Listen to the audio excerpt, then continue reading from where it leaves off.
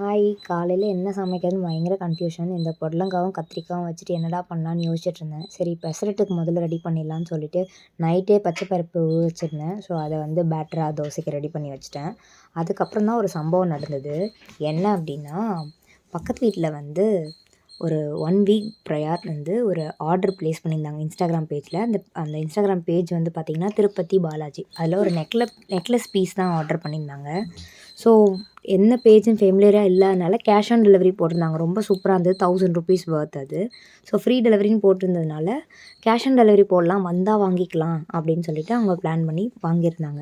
இன்றைக்கி அது டெலிவரி ஆச்சு. நானும் ரொம்ப எக்ஸைட்டடா தான் போய் பார்த்தேன். அவங்க ஆர்டர் பண்ணதுக்கப்புறம் தான் என்ட்ட சொன்னாங்க.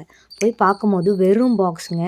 அதில வந்து ஒரு பொருளும் இல்ல. வெறும் கிழிஞ்ச பிட்டு துணிங்க. இந்த டைலர்லாம் யூஸ் பண்ணுவாங்கல்ல, அந்த மாரி பிட்டு துணிங்க போட்டு அனுப்பிச்சிருந்தாங்க. அண்ட் அந்த லேபிள் பார்த்தீங்கன்னா வந்து நாமம் போட்டு அமுச்சு வச்சுருக்காங்க. பயங்கர ஷாக் எங்களுக்கு.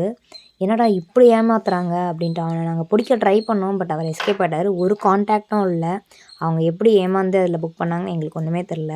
இந்த மாதிரி தயவு செஞ்சு யாரும் ஆன்லைன் பேஜ வாங்குறத அவாய்ட் பண்ணிக்கோங்க. இது ஒரு அவேர்னஸ் வீடியோவா இருக்கும் உங்க எல்லாருக்கும்.